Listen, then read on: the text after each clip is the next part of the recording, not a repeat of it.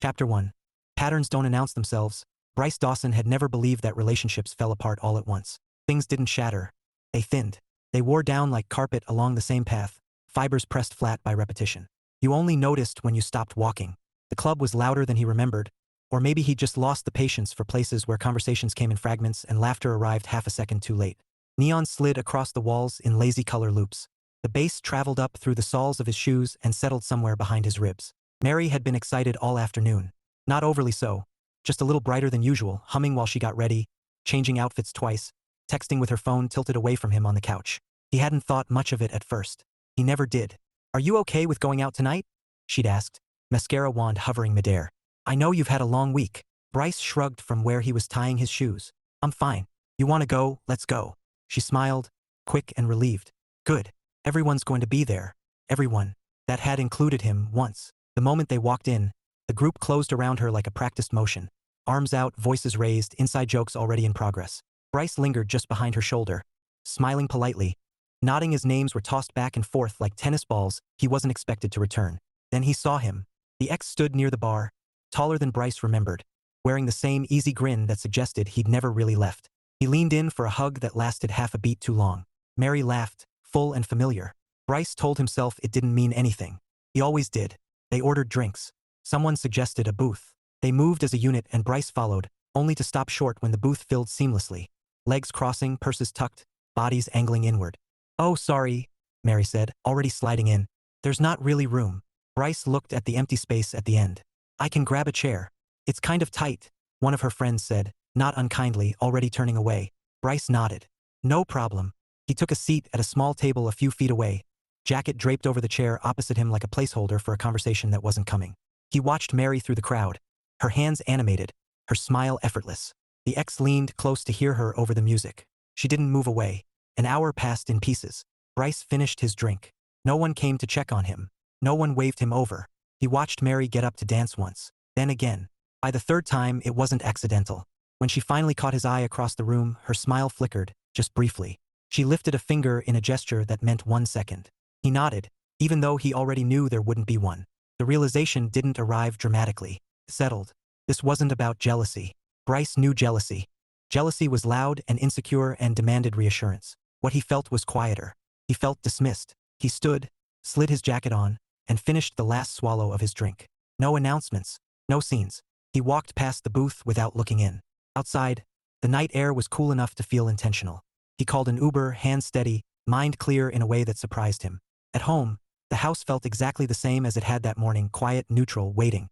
He changed, washed his face, and sat on the edge of the bed longer than usual before lying down. He wasn't ending anything. Not yet. But something had shifted, and pretending otherwise would be dishonest.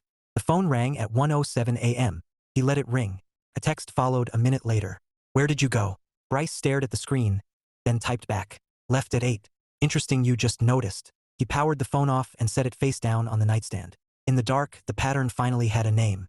And once named, it could no longer be ignored. Chapter 2. The morning after silence, Bryce woke before the alarm. The way he always did when something unresolved was waiting for him. The house was quiet in the particular way it only managed when Mary wasn't home yet. No movement in the bathroom, no muted music drifting from the kitchen, no familiar clatter of a coffee mug set down with too much confidence. He lay still for a moment, staring at the faint crack in the ceiling paint he'd meant to fix for 2 years. It occurred to him, not for the first time, that avoidance aged poorly. He got up, showered, and dressed with the same deliberate calm he brought to most things. Coffee brewed, toast browned. The normalcy felt almost defiant. Mary came in just after 9. The front door closed with care, as though volume alone might escalate things. Bryce heard her keys set down, her shoes nudged aside. She hovered in the entryway longer than usual, then finally stepped into the kitchen. "You left," she said. Bryce didn't look up from the coffee maker. "I did." Her voice tightened. "You couldn't text me?" "I could've," he said evenly. "I chose not to." She crossed her arms, leaning against the counter. Her makeup from the night before had been washed away, leaving her face more exposed than he was used to seeing it lately. Tired, defensive, uncertain. "I was looking for you," she said. "At 1. Mary exhaled sharply. "That's not fair." He turned then, mug in hand. "It's accurate." They stood there, the space between them filled with unasked questions and the hum of the refrigerator. Bryce took a sip of coffee, not because he needed it, but because it gave his hands something to do. "You embarrassed me," she said finally. Bryce nodded once. That wasn't my intention. But it happened, she pressed. Everyone noticed you were gone. Did they? His tone remained mild. Because no one noticed I was there. Her mouth opened, then closed. She pushed off the counter and paced a few steps, hands threading into her hair. You're overreacting, she said. It was just a night out. It wasn't, Bryce replied. It was the fourth. She stopped pacing. The fourth what? The fourth time the same thing has happened, he said. Your ex is single. He reappears. I become background noise. That's not true. It is, Bryce said calmly. And saying it isn't doesn't change that I've been sitting at that table every time. Mary shook her head. You're making it sound intentional. Like I planned to ignore you. I don't think you planned it, he said. I think you didn't notice, which is its own problem. She scoffed. So what, you're jealous now? No, Bryce said, and this time he was firm. I'm observant. She laughed, sharp and humorless. Wow. He met her gaze without flinching. Mary, I don't have an issue with your friends. I don't have an issue with your past. I have an issue with how small I become when he's around. That's on you, she said quickly. You could have joined us. I tried. There wasn't room. There was, he said. There just wasn't room for me. Silence stretched. Mary's shoulders slumped slightly, though whether from frustration or fatigue, Bryce couldn't tell. You're acting like I don't care about you, she said. I'm asking if you do, he replied. Her eyes flashed. Of course I do. We live together. That's not an answer, Bryce said. That's logistics. She opened her mouth, closed it, then turned away, grabbing a glass from the cabinet and filling it with water she didn't drink. He's my friend, she said, softer now. We've known each other forever. I know, Bryce said. And when he's in a relationship, he disappears. That's his choice. And when he's not, you reappear to him, Bryce said. Fully, effortlessly. Mary spun back around. So what are you saying? That I should stop being friends with him? No, Bryce said immediately. I'm saying I shouldn't feel like a placeholder in my own relationship. Her brow furrowed. That's dramatic. It's precise, he said. She stared at him, as though seeing him from a new angle and not liking the view. I didn't do anything wrong, she said. I didn't say you did, Bryce replied. I said something isn't balanced. Mary let out a shaky breath. You just left. No explanation. That's not how adults handle things. Bryce nodded.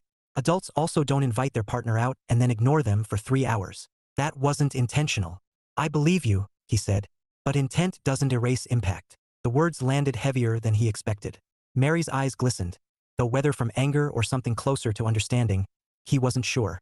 So what? She said quietly. You're giving me an ultimatum now? He shook his head. No. Because it sounds like, I don't do ultimatums, Bryce said. If I have to threaten you to prioritize me, then I already have my answer. She swallowed. And what answer is that? I don't know yet, he said honestly. That's why we're talking. Mary sank into one of the kitchen chairs, suddenly looking every bit as tired as she was. You could have just told me. I'm telling you now. After storming out. I didn't storm, Bryce said. I left. She laughed weakly. You're impossible. Maybe, he said. But I'm not unreasonable. She rubbed her face with both hands. I don't want to lose you. He watched her closely. Then don't treat me like furniture. Her hands dropped. Tears welled, surprising both of them. I didn't know you felt this way, she whispered. I didn't know how to say it sooner, Bryce replied. That's on me. They sat in silence again, this one heavier but less hostile. Outside, a car passed. Somewhere down the block, a dog barked. So what happens now? Mary asked. Bryce considered the question carefully. Now we pay attention. To what? To patterns, he said.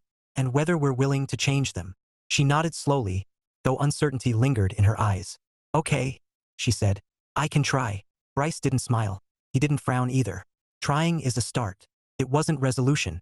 It wasn't peace. But it was honest, and for now that was enough to keep the house from feeling empty, even with all the furniture still in it. Chapter 3. The third chair. By Wednesday, the house had learned how to hold its breath. Bryce noticed it most in the evenings. The way Mary moved more carefully through shared space, like someone navigating a room where the furniture had been rearranged without warning. Doors closed softly. Questions were phrased like tests. Do you mind if I replaced what used to be assumption?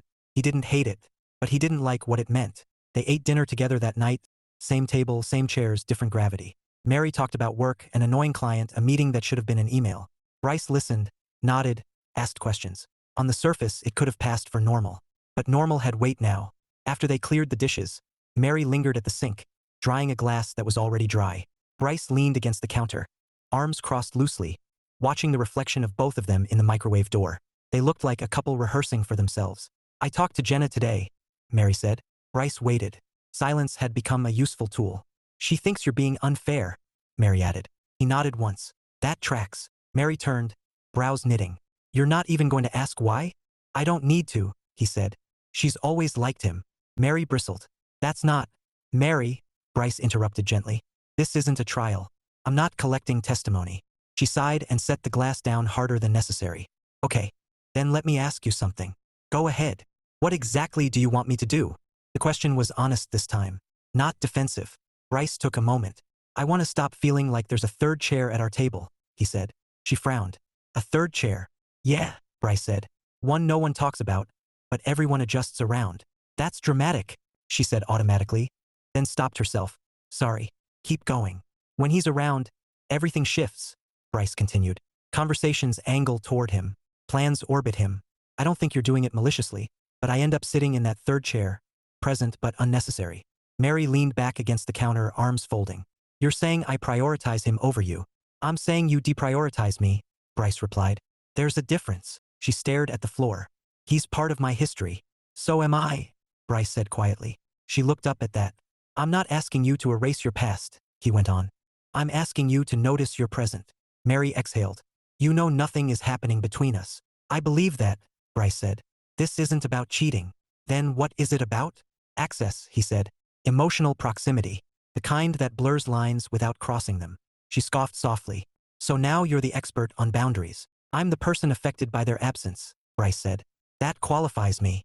Mary pushed off the counter and paced, the way she did when she needed movement to think. He doesn't have many people, she said. When he's single, he leans on us. On you, Bryce corrected. She stopped pacing. That's not fair. It is, he said. When he's in a relationship, he vanishes. When he's not, you fill the space. That's not my fault. I didn't say it was, Bryce replied.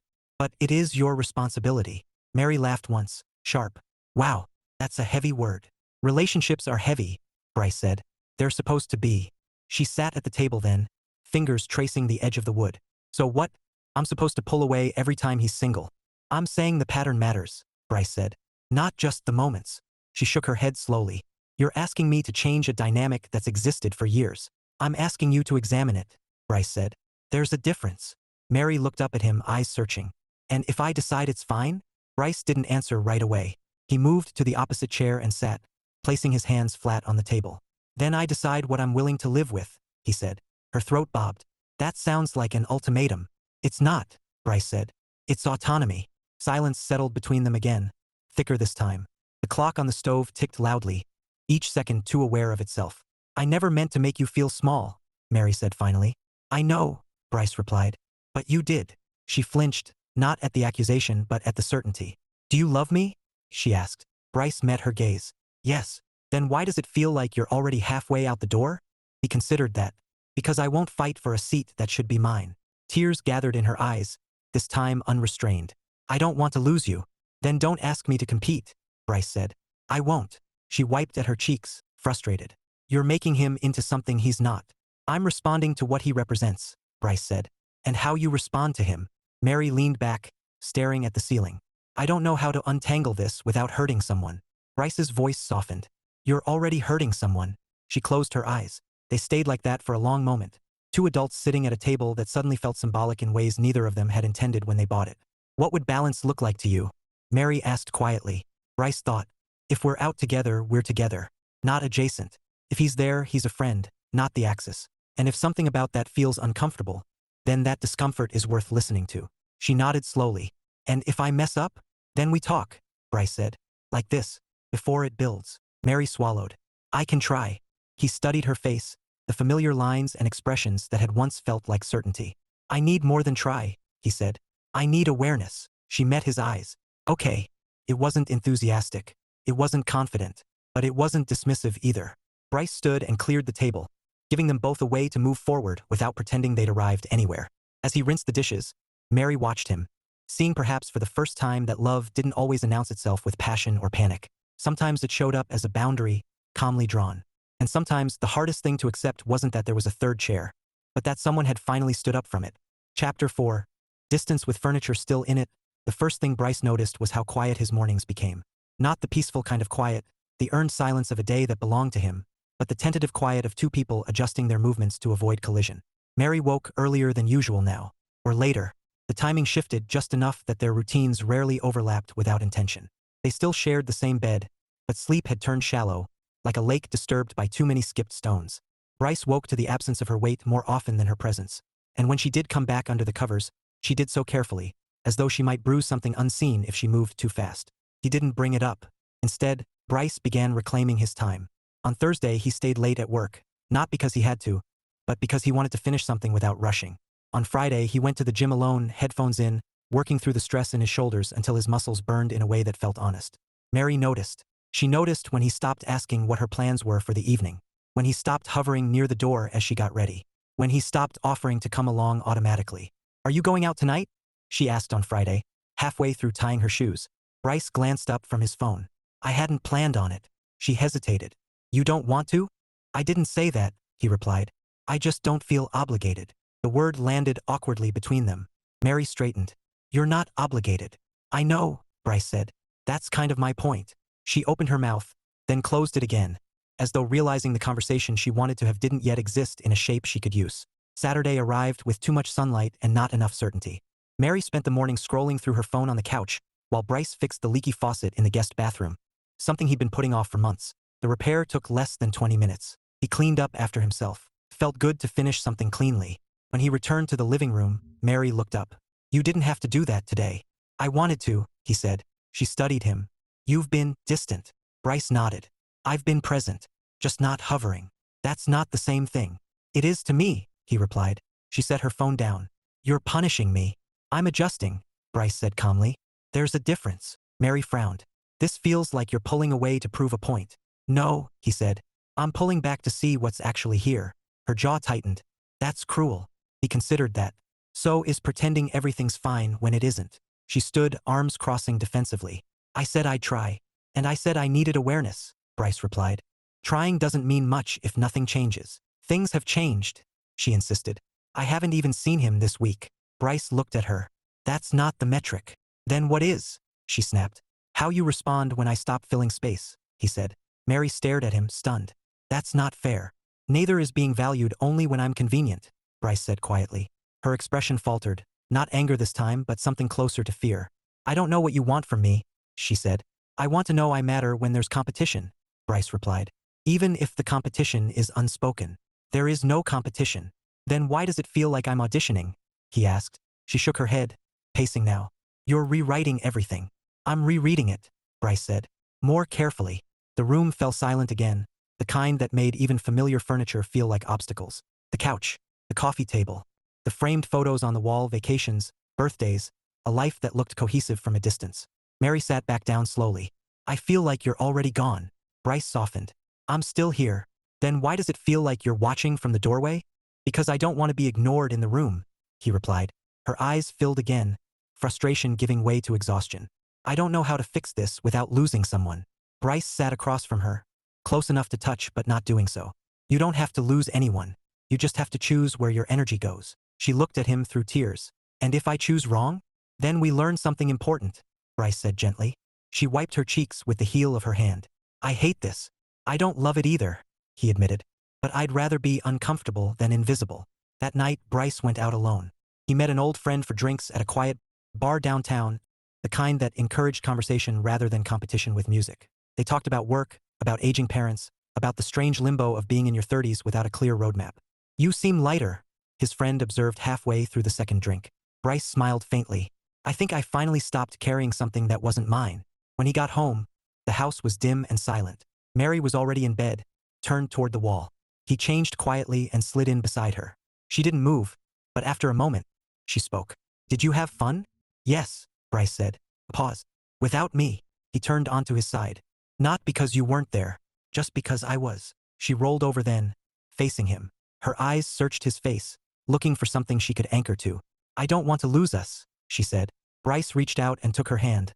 Not automatically, but deliberately. "Then we need to make sure there's only room for two." She squeezed his fingers, uncertain but present. The distance between them didn't disappear that night. But for the first time, it felt measured, not ignored. And sometimes, Bryce thought progress wasn't about closing space all at once. Sometimes it was just about refusing to sit in the wrong chair anymore, even if the furniture was still there. Chapter 5. Friends who ask the wrong questions.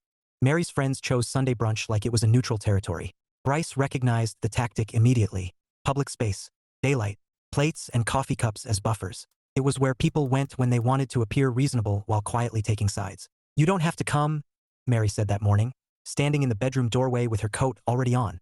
Bryce finished buttoning his shirt. "I know." She waited. "I'm coming anyway," he added. The restaurant was already loud when they arrived.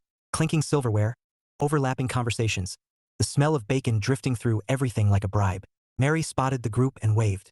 Jenna, of course, was front and center, sunglasses perched in her hair despite the fact they were indoors. They slid into chairs pulled from the ends of the table. No booth this time. Bryce noted the effort and filed it away without comment. "So," Jenna said brightly, barely waiting for them to sit. "Are we good?" Mary stiffened. Bryce smiled politely. "Good is a broad word." Jenna laughed. "Fair. Okay. Are you two fighting?" "No," Bryce said. "We're talking." "That's fighting with better PR," someone else muttered. Mary shot them a look. "We're fine." Bryce didn't correct her. He also didn't agree. The waitress came by, took orders. The interruption was brief but welcome. When she left, the table leaned in collectively, as though the conversation required a certain proximity to proceed. "I just don't get it," Jenna said, stirring her coffee aggressively. "You've never had an issue with us before." "I don't," Bryce replied. "This isn't about the group." "Then what is it about?" Jenna pressed. "Because from where I'm sitting, it looks like you walked out to make a point." Bryce nodded. "I did." Mary inhaled sharply. "Bryce? It's okay," he said calmly. "I can answer." He turned back to Jenna. "I left because I was done being ignored." Jenna scoffed. "Ignored? Come on." Bryce didn't rise to it. "How many times did Mary speak to me that night?" Jenna opened her mouth, closed it. Someone else glanced at their plate. "That's not fair," Jenna said finally. "You know how those nights go." "I do," Bryce said. "That's why I noticed the pattern." Mary shifted beside him, uncomfortable.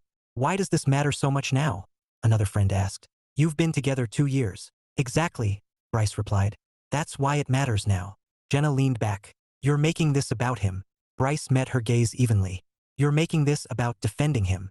Silence rippled across the table. Mary cleared her throat. "Okay, let's not do this here." Bryce nodded. "Agreed." The rest of brunch passed in fragments. Updates about work, complaints about rent, a story about a disastrous first date. Bryce contributed where appropriate, laughed when it made sense. He wasn't sulking. He wasn't performing either. When plates were cleared and checks arrived, Mary excused herself to the restroom. The group stood, gathering coats and bags. Jenna lingered just long enough to catch Bryce alone near the host's stand. "You know," she said quietly, "you don't have to be so rigid about this." Bryce regarded her. "I'm not rigid. I'm consistent." She frowned. "Same thing." "No," he said. "Rigid doesn't bend. Consistent doesn't disappear." She sighed. "Mary's always been like this. She keeps people close." "Some people," Bryce replied. Jenna looked away, lips pressing together. "You're asking her to choose." "I'm asking her to notice," he said. "If that feels like a choice, that's information." Jenna shook her head. "I just don't want her hurt." Bryce's voice softened. "Neither do I." Mary returned a moment later, conversation resuming with forced brightness. They said their goodbyes, hugs exchanged. Bryce kept his polite distance. In the car, Mary stared out the window. "That went well," she said flatly. "It went honestly," Bryce replied. She didn't answer. That evening, Bryce went for a walk alone.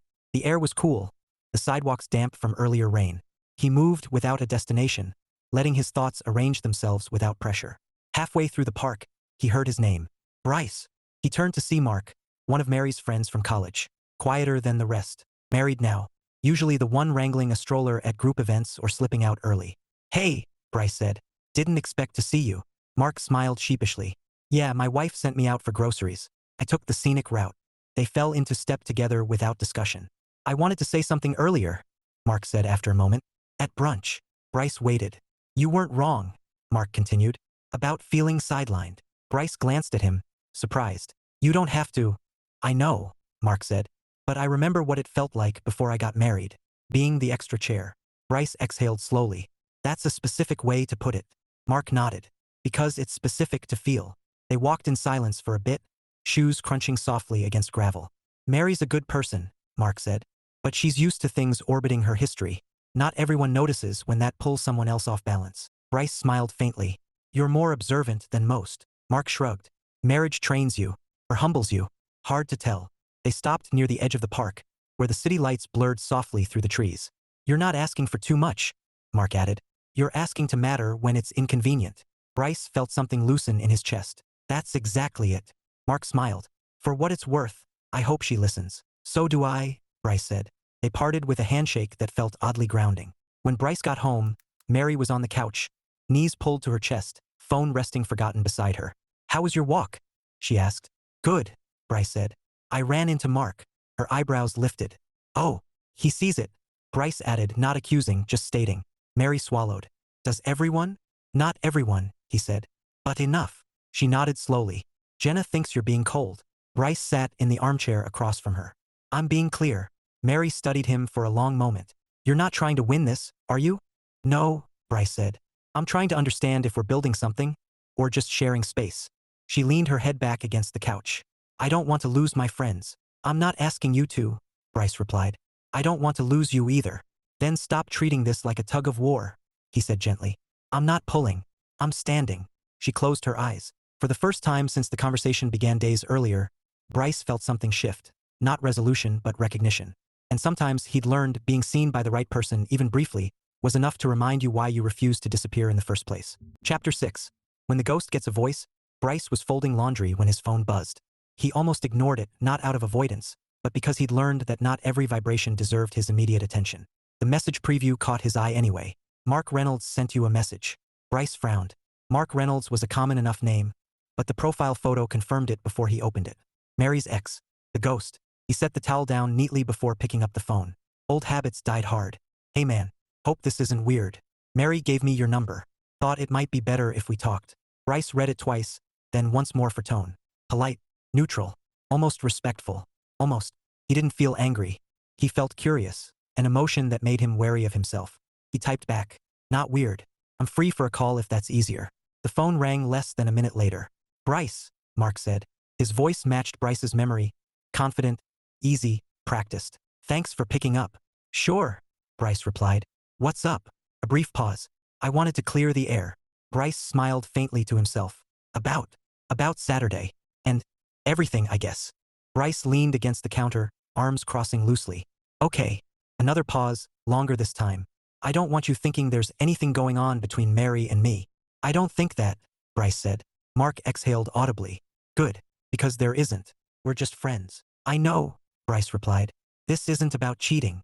Then what is it about? Mark asked. Bryce considered how much honesty this conversation deserved. Patterns. Mark chuckled softly. You sound like my therapist. Bryce didn't laugh. I sound like someone paying attention. The humor drained from Mark's voice. Look, I get that it might feel uncomfortable. But Mary and I go way back. We've always been close. I'm aware, Bryce said. That's kind of the point. Mark hesitated. She told me you feel sidelined. I am, Bryce replied simply. That's not intentional, Mark said quickly. I never meant to. I believe you, Bryce said. Intent doesn't change impact. There it was again. The phrase seemed to be doing a lot of work lately. Mark was quiet for a moment. So what do you want me to do? Bryce raised an eyebrow, even though Mark couldn't see it. I'm not asking you to do anything. Then why talk to me? Because you reached out, Bryce said. And because sometimes the third person in a situation doesn't realize there's a third chair. Mark sighed. You really like that metaphor. It's accurate, Bryce said. I disappear when I'm in a relationship because that's what my partners ask for, Mark said. When I'm single, I lean on my friends. Mary included. I know, Bryce replied. And Mary leans back. That's not fair, Mark said, though there was less certainty in his tone now. It's observant, Bryce said. There's a difference. Silence stretched across the line, filled with whatever Mark was processing on his end. You think she still wants me, Mark said finally. Bryce answered without hesitation. I think she wants the version of herself that exists around you. Mark exhaled slowly. That's unsettling. It should be, Bryce said, not unkindly. Because nostalgia can look a lot like intimacy if you don't examine it. Another pause. When Mark spoke again, his voice was quieter. I never meant to be a problem. I don't think you're a problem, Bryce said. But you are a variable. And pretending you're not doesn't make you disappear. Mark laughed once, without humor. You're not what I expected. Likewise, Bryce said. So what happens now? Mark asked. Bryce leaned back, staring at the ceiling. That depends on what you do with this awareness. You want me to back off. I want you to have boundaries, Bryce said. The same ones you have when you're dating someone. Mark was quiet again. Then softly, that's fair. Bryce nodded, even though no one was watching. That's all I'm asking for. Fair. They ended the call a few minutes later. No tension, no resolution, just clarity. Bryce set his phone down and finished folding the laundry. Mary came home an hour later, dropping her bag by the door and kicking off her shoes. She froze when she saw Bryce in the living room. You talked to him, she said. Bryce looked up from the couch. I did. Her shoulders tensed. Why didn't you tell me? You didn't ask, he replied. She sat slowly, like someone bracing for impact. What did he say? That he didn't mean to be a problem, Bryce said. And that he understands boundaries when he's in a relationship. Mary flinched. And now? She asked. Now he understands them when he's not, Bryce replied. She stared at her hands. I didn't give him your number to gang up on you. I know, Bryce said. But this wasn't an ambush. She swallowed. What did you tell him? The truth, Bryce said. The same thing I've been telling you. Her eyes filled, this time not with defensiveness but something closer to reckoning. I didn't realize how obvious it was. Bryce softened. That's the thing about patterns. They're invisible from the inside. Mary nodded slowly. He said something similar. Bryce tilted his head. Did he? She let out a shaky breath. He said I hold on to people differently when I'm scared of losing them. Bryce waited. And that sometimes I confuse history with safety, she added. Bryce didn't smile. He didn't gloat. He just listened. I don't want to be that person, Mary said quietly. Then don't be, Bryce replied. But don't ask me to live with her either. She looked at him, really looked, as though seeing the outline of the line he'd drawn and realizing it wasn't going to move. I don't want to lose you, she said again. Bryce met her gaze. Then choose the relationship you're in, not the one that's familiar. She nodded, tears slipping free. I'm trying. Bryce reached for her hand. Not urgently, not automatically, but with intention. I know, he said. Just make sure trying turns into doing. Mary squeezed his fingers, this time with resolve rather than fear. Somewhere in the room, a phone buzzed with a new notification. Neither of them reached for it. For the first time since this had begun, the ghost felt less present. Not gone, but finally acknowledged. And sometimes Bryce knew that was how you reclaim space. Not by fighting for it, but by naming what was already standing there. Chapter 7. Choosing discomfort. The invitation came on Thursday, wrapped in casual language and false ease. Mary stood in the doorway of Bryce's office, leaning against the frame like she used to when she wanted something but didn't want to admit it. Her phone was in her hand, screen dark. Jenna's birthday is tomorrow, she said. They're doing drinks. Nothing big. Bryce swiveled his chair slightly, giving her his full attention. Okay. She waited for more. He'll be there, she added. Bryce nodded once. I assumed. Mary crossed her arms, then uncrossed them. I wanted to tell you ahead of time. I appreciate that, Bryce said. And he meant it. She hesitated. I want you to come. The words hung between them, heavier than they should have been. Bryce considered the request carefully. He didn't rush himself anymore. He'd learned that urgency often belonged to other people. Do you want me there? He asked. Or do you want things to feel normal? Mary flinched, but she didn't deflect. That alone felt like progress. I want you there, she said. With me. He studied her face, the earnestness, the tension behind it. And if the night starts to tilt, she swallowed. Then I notice. And if noticing isn't enough? Bryce asked. Mary exhaled slowly. Then I choose. He leaned back in his chair, weighing that word. Okay. Her shoulders relaxed in visible relief. Okay. Yes, he said. I'll come. Friday night arrived with the kind of anxious energy that made even simple things feel rehearsed. Mary changed outfits twice, then settled on a black dress Bryce liked because it looked like her. Not performative, not nostalgic. Just present. At the bar, the group greeted them with predictable enthusiasm. Hugs, laughter, the clatter of glasses. Mark, the ghost with a voice now, stood near the end of the bar, drink in hand. He looked surprised to see Bryce. Then, to his credit, he looked uncertain. Mary didn't let go of Bryce's hand. That alone shifted something. The night unfolded slowly. Conversations ebbed and flowed. Bryce stayed engaged, not watchful. Mary checked in subtly, naturally. When Mark joined a conversation, she stayed where she was. When someone suggested dancing, she looked at Bryce first. It wasn't perfect, but it was intentional. Halfway through the night, Jenna pulled Mary aside. Bryce watched from across the room as Jenna gestured animatedly, then glanced in his direction. Mary listened, nodded once, and said something Bryce couldn't hear. Whatever it was, Jenna's mouth tightened. When Mary returned, Bryce raised an eyebrow. Everything okay? She thinks I'm being weird, Mary said. Distant. And? Bryce asked. Mary met his gaze. I told her I'm being deliberate. Something in Bryce's chest loosened. Later, Mark approached them, hands lifted slightly in a non-threatening gesture. Hey, happy birthday to the queen of this circus. Mary laughed politely. Thanks. Mark shifted his weight. Bryce, right? Bryce nodded. Mark. An awkward beat passed. Then Mark cleared his throat. I just wanted to say, I'm glad you're here. Bryce studied him for a moment, then said, so am I. It wasn't a truce. It wasn't a victory. It was acknowledgement. They left just after 11. In the car, Mary reached for Bryce's hand again, fingers lacing with his. That felt different, she said quietly. It was, Bryce agreed. She glanced at him. Do you still feel like you're in the third chair? He considered it. No. Relief flooded her expression. But Bryce wasn't finished. I feel like I'm in the room, he continued. That matters. She nodded, understanding the distinction. Thank you for coming. Thank you for noticing, he replied. They didn't go straight to bed when they got home. Instead, they sat on the couch, shoes kicked off, the house dim and familiar again. Mary tucked her legs under herself. I need to tell you something. Bryce turned toward her. Okay.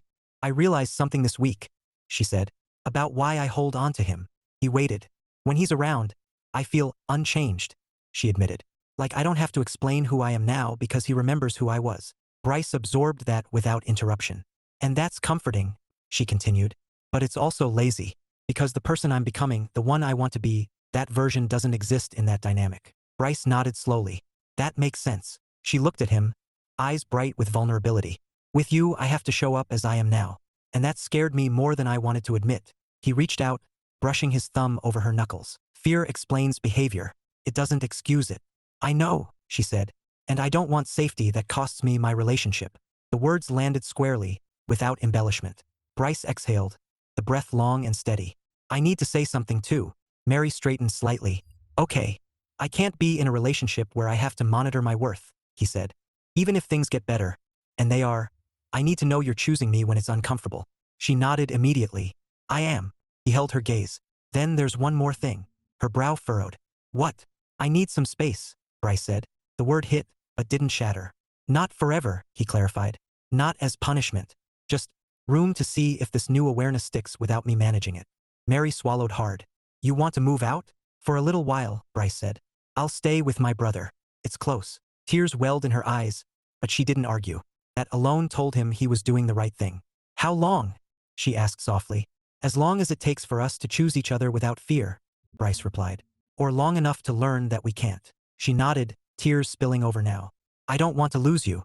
I don't want to lose myself, he said gently. Those things shouldn't be mutually exclusive. She leaned into him then, forehead against his shoulder. He held her, not desperately, not possessively, but with the steady presence that had always been his way of loving. This is choosing discomfort, she murmured. Yes, Bryce said, but it's honest discomfort. They stayed like that for a while, the house holding them without comment.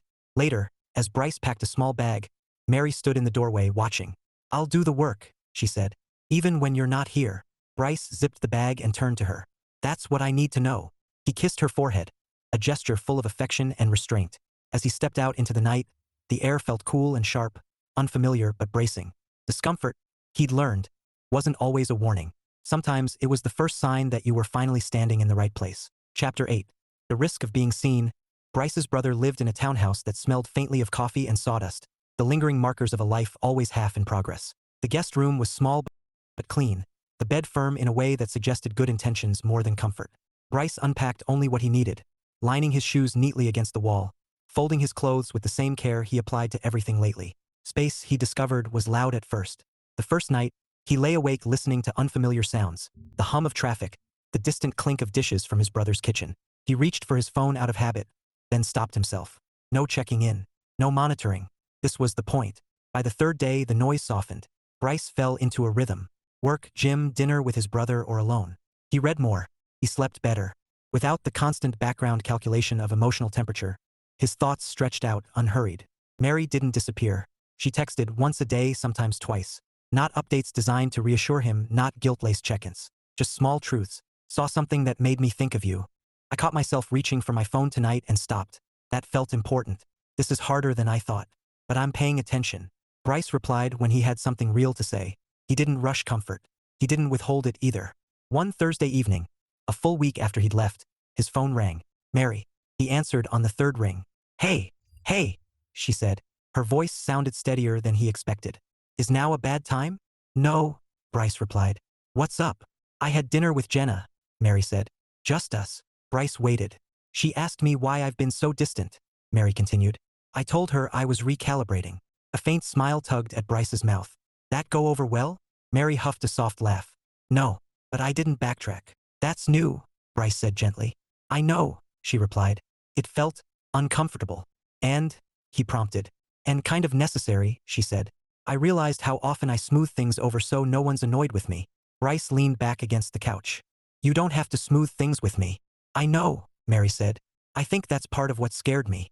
They sat in the quiet of the line for a moment, neither of them rushing to fill it. I miss you, Mary said finally. Bryce didn't dodge it. I miss you too. Do you want to have dinner this weekend? She asked. Not at the house. Somewhere neutral. He considered it. The old instinct to protect, to delay, flickered. He let it pass. Yes, he said. I do. They chose a small Italian place near the water, the kind with mismatched chairs and candles that leaned slightly to one side. When Bryce arrived, Mary was already there, sitting at a corner table, hands folded loosely around a glass of water. She stood when she saw him. They hesitated for half a second, then hugged carefully, but fully. You look good, Mary said, stepping back. So do you, Bryce replied. And she did. Not dressed to impress, not armored. Just herself. Dinner unfolded without pretense. They talked about work, about Bryce's brother's questionable taste in home decor, about a stray cat Mary had started feeding despite insisting she wasn't ready for responsibility. They laughed. Real laughter. The kind that arrived without checking whether it was allowed. At one point, Mary reached across the table, then stopped herself, hand hovering. She looked at Bryce, a question in her eyes. He nodded. She took his hand. I've been thinking a lot, Mary said after a while. About what you said. About monitoring your worth. Bryce listened. I didn't realize how much reassurance I was outsourcing, she continued. Keeping people close so I didn't have to sit with my own uncertainty. That's human, Bryce said. It just can't be structural. She smiled faintly. You always say things like that. I mean them, he replied. I know, Mary said. That's the risk, isn't it? He raised an eyebrow. What is? Being seen by someone who notices patterns, she said. It means you can't hide in the details. Bryce squeezed her hand gently. It also means you don't have to perform. She nodded, eyes bright. I'm trying to choose that. After dinner, they walked along the water, the city lights reflecting in broken lines across the surface. The air was cool, carrying the faint scent of salt and diesel. I talked to Mark, Mary said suddenly. Bryce didn't stop walking. I know. She glanced at him. He told you. He didn't have to, Bryce said. I could feel the shift. Mary smiled ruefully. He said he was stepping back. For real. Bryce nodded. That's good. I didn't ask him to, she added quickly. I told him I needed different boundaries. That's better, Bryce said. They stopped at the railing, leaning side by side, not touching this time but close enough to feel the shared warmth. I'm scared, Mary admitted. Not of losing him. Of losing the version of myself that never had to choose. Bryce considered that.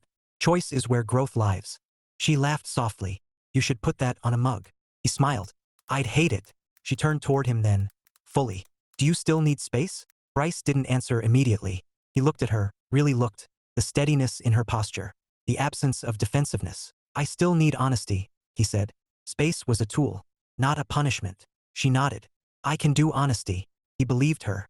Or rather, he believed she was trying in a way that didn't require him to supervise. Let's keep the space a little longer, Bryce said. But let's keep seeing each other. Intentionally.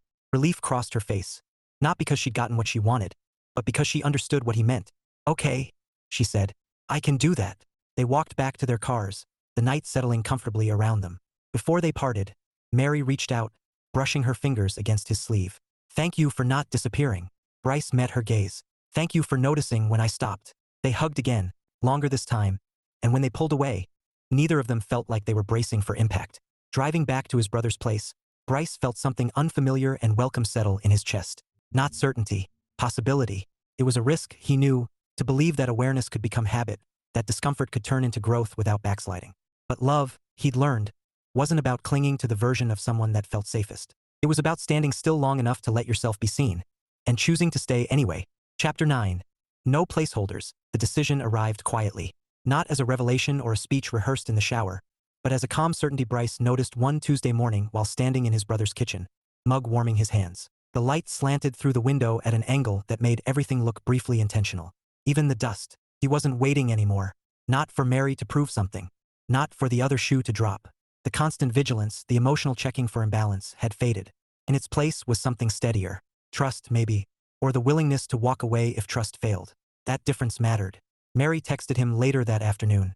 Can I come by tonight? I want to talk. He stared at the message for a moment, then replied, yes, come over. She arrived just after 7, standing on the porch with a paper bag in one hand and a nervous half-smile on her face. Bryce opened the door before she could knock. I brought Ty, she said, lifting the bag slightly. And a lot of thoughts. Those usually come together, Bryce replied, stepping aside to let her in. They ate at the small dining table, knees occasionally brushing under the surface, neither of them pretending not to notice. The conversation stayed light at first. Work, a story about Bryce's brother misplacing his keys in the freezer, the absurdity of rent prices, felt earned rather than evasive. After the plates were cleared, Mary sat back, folding her hands in her lap. Okay, she said. Here it is. Bryce leaned back too, giving her space to speak without interruption. I've been paying attention, Mary began. Not just to what I do, but to why I do it. He nodded. I went to coffee with Mark, she continued. Public place. Daytime. Boundaries. Bryce waited. I told him I couldn't be the person he defaulted to anymore, she said. Not because he's bad, but because the role I play with him isn't healthy for me. Bryce studied her face. No defensiveness. No rehearsed righteousness. And, he asked.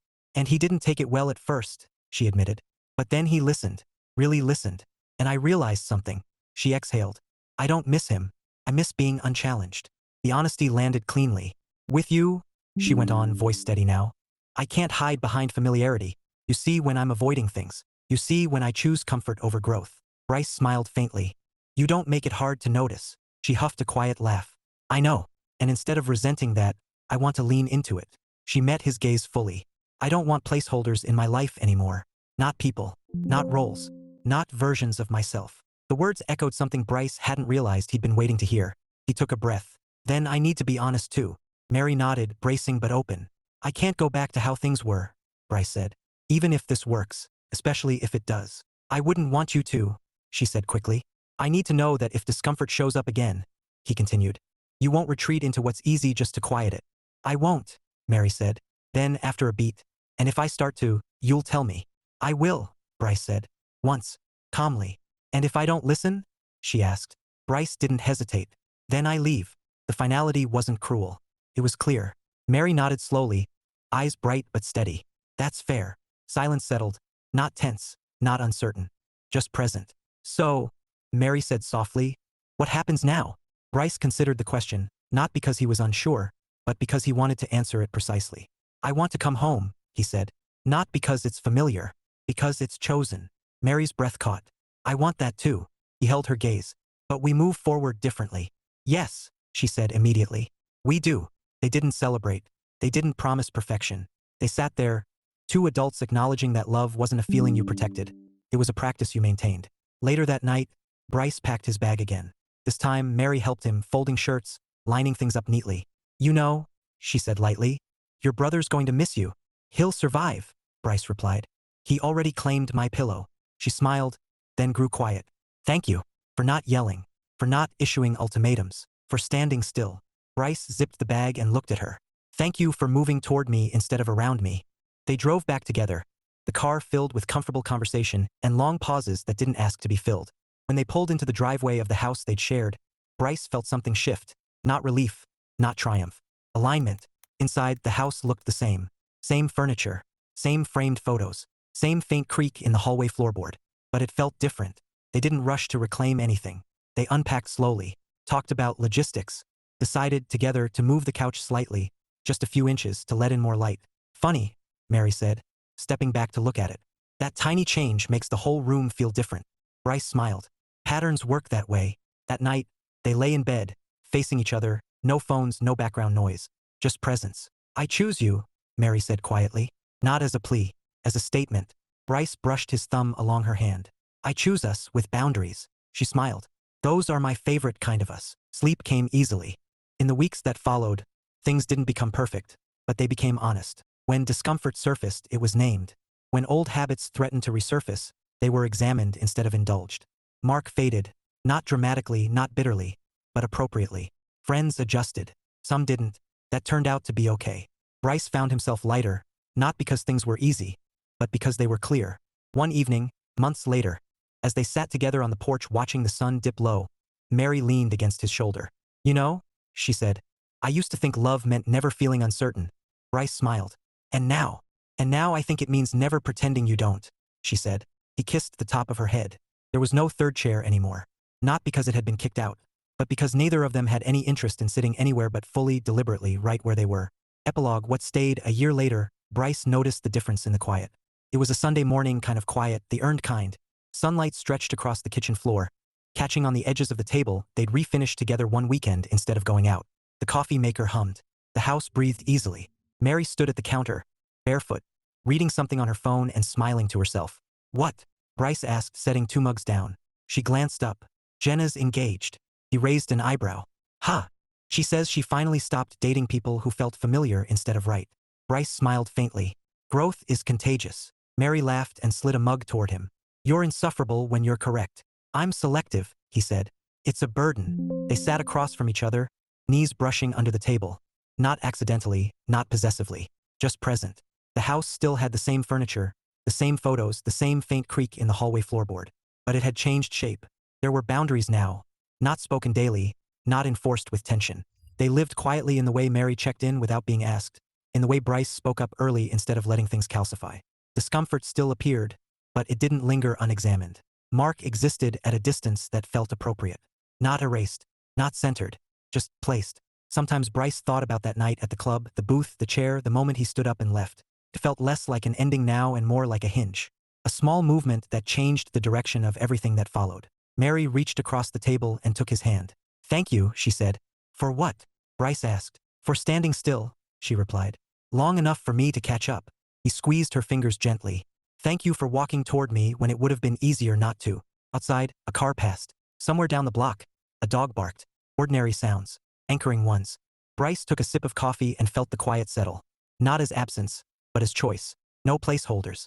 No third chairs. Just 2 people, fully seated, exactly where they decided to be. Epilogue. What I learned to notice, Mary. I used to think love was something you protected by keeping everything close. People. Memories. Versions of yourself that felt proven and safe. I mistook proximity for security and history for permission. I didn't know I was doing it. I just knew that when things felt uncertain, I reached backward instead of forward. Bryce was the first person who didn't let me do that quietly. A year later, I can see it clearly. The night he left the club wasn't about jealousy or anger.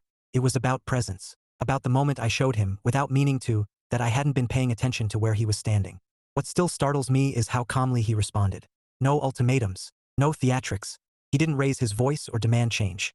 He simply stood up from the place I'd put him and refused to sit back down. That was the first lesson. Love doesn't beg for space. The second lesson came later, when the house felt too quiet without him. Not lonely, honest. When I couldn't soften discomfort by filling it with familiar people or familiar versions of myself. I had to sit with the question I'd been avoiding for years. Who am I when no one is reassuring me?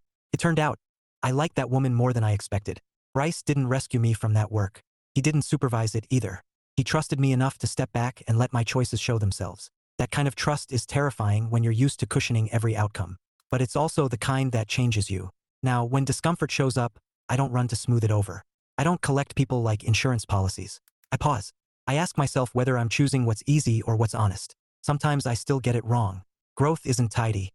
But the difference is that I notice and I name it out loud. Bryce notices too. Gently. Without keeping score. We still have the same friends, the same jobs, the same house that creaks in the hallway. But our relationship doesn't orbit ghosts anymore. It doesn't rely on nostalgia or unspoken competition. There are no placeholders. When I look at Bryce now, I don't see someone I need to keep comfortable so he'll stay. I see a partner who chose to stay after I learned how to show up. That's the quiet miracle of it. Love didn't ask me to be perfect. It asked me to be present. And for the first time, I am fully seated, fully aware, exactly where I choose to be.